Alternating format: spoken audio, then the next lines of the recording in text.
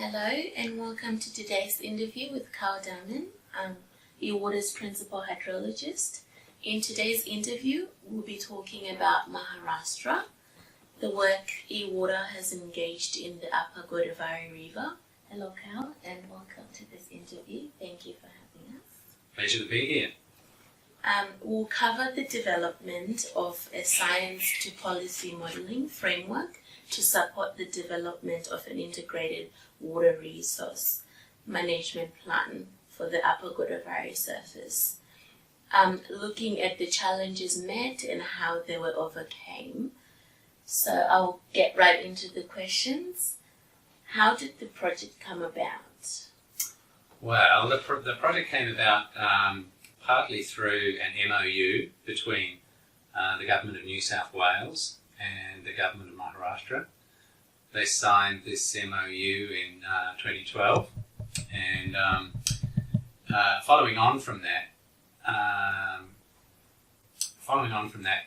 there was some water crises in Maharashtra. So the basin that we've ended up working in is the Upper Godavari. So Godavari River is one of the larger rivers in India. I think it's the second largest basin, second only to the Ganga. And we're working in the headwaters of the Upper Godavari. So the reason the project came about was because the sharing of water between upstream water users and downstream water users within this sub-basin was not happening in a way that was acceptable to all of the people in the basin. And in 2012, it reached a crisis point because a lot of the dams in the upstream of the catchment had a lot of water in them, and the large dam at the base of the catchment had nothing in it. And obviously the downstream people were not very happy, and they said, we would like you to release some water so that we have at least a small amount in our lower dam. And the upstream people said, but we don't have a lot of water this year, we need it all, sort of thing. So there was a bit of a conversation, and in India that usually results in, when the discussions get tough, it ends up in court. And this is what happened in this case. There was a big court case, and eventually the High Court,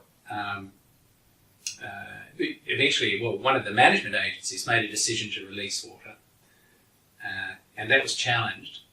But the High Court upheld the decision of this management authority, the Maharashtra Water Resources Regulatory Authority, maintained their right to order the release of water, and the water was released. But out of all of that process came this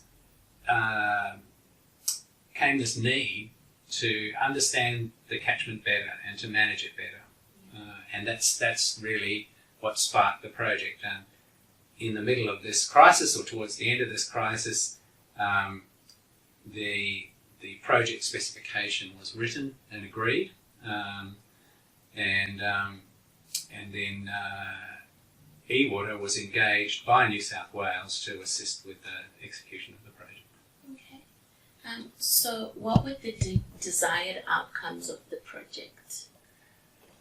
Well, the desired outcomes were to allow to use the tools, the eWater Source River Basin Modelling tool, to support decision making with regards to the sharing of water. You use the scientific-based method to evaluate what the options were for sharing water between the upstream reservoirs and the downstream reservoir, basically. Yeah. So with any project, there is challenges that come about. Yeah. So were there any challenges that came from figuring this out and bringing the whole project together? Yeah, definitely. Yes, it was a big. I think it was a big change in perspective for the Department of Water Resources in Maharashtra. They hadn't done this sort of work before, and mostly reservoirs are managed on a reservoir by reservoir basis, not at a basin scale. So that was a big challenge, I guess one of the obvious things that has been difficult is the gathering of data in one central location to build a model. We've had a lot of administrative challenges as well because there haven't been a lot of previous projects within the Water Resources Department with an international input to those projects. So the administrative details of how an international project would be run were also one of the challenges that the project was presented with. But we worked through all of that. It's taken a bit longer than we wanted, but we're in a very good position now, and we're actually hosting a group of Maharashtrian officials as we speak. They're in Australia, and I'm going to join with them in Sydney tonight, and we're going to tour some of Australia's sort of irrigation management agencies, but also go to an irrigation area and show them how things are done in Australia, or how we'd like things to be done in Australia. So what do you see for the future of Maharashtra and e-water? Well, I hope we're very keen to maintain our relationship with the government of Maharashtra. We think we've made some good strides forward in terms of developing some understanding and good personal relationships, but also a change in attitude towards management at the basin level, really. So there's been we're coming to the end of our current project, but there's been a lot of discussion of perhaps formation of a centre of excellence for integrated water resource management, and we're hoping we'll be able to support Maharashtra in the establishment of that centre, and potentially have the opportunity to take groups of experts from New South Wales or from Australia more broadly to share their understanding and also share the troubles they've had in managing their water resource, so that Maharashtra can learn from those experiences, and through this Centre of Excellence, then there'll be a focus group, if you like, that will know what the best practice is for water resource management across Maharashtra. Okay. So what role does modelling play in the development of the Upper Godavari? So modelling is very important because one of the big issues in any river basin management study is having all of your stakeholders agree. And if they don't agree, then at least to be able to understand why a particular decision is being made. And river basin modelling is very good to assist with that. You're to a large degree, if you build your model well, it can be an objective assessment of different management options. So the Maharashtrians have already come up with a set of options for sharing water between the upstream reservoirs and the downstream reservoir. Quite a complicated set of rules that we've put into our river basin model. So we're now looking at those results, and we're seeing that in some cases it seems that perhaps they're releasing too much water, and in other cases it's looking like the rules are going well. So we can use the model to test different options, to adjust the rules so that we can optimise the outcomes.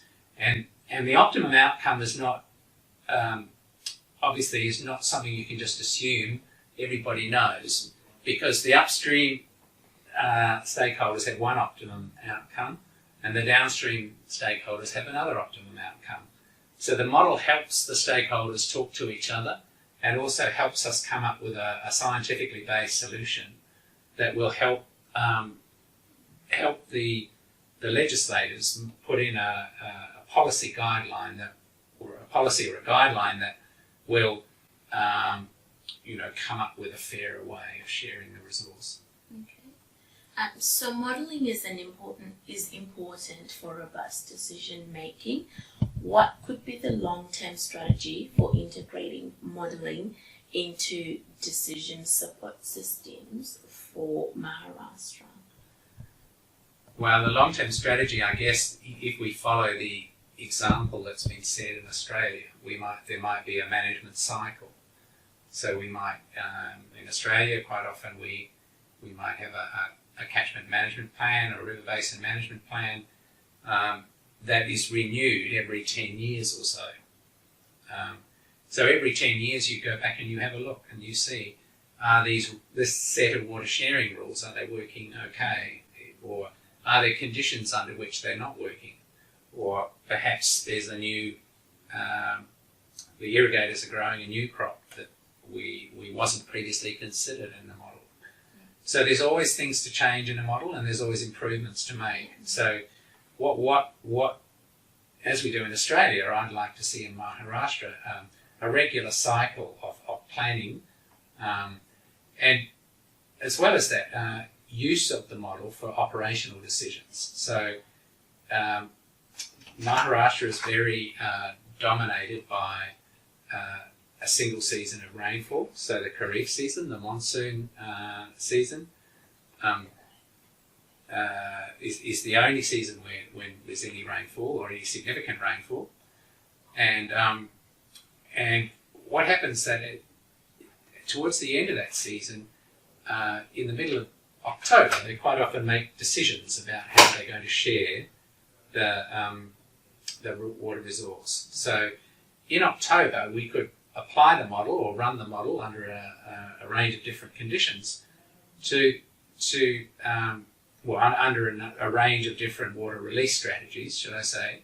We could look at the effects of those different release strategies under following conditions of climate or and under different scenarios within each part of the catchment. So that would be, they're the two ways. So river basin modelling as a part of a long-term planning strategy that's updated and renewed, and also using the river basin model for operational planning, or operational use in the sense of testing different release scenarios in reservoirs. Okay. Well, that's all the questions I have for you today. Thank you for coming in and giving us information about this project. We really appreciate it. Thank you very much. It's a pleasure. Thank you, Charlene. Thank you.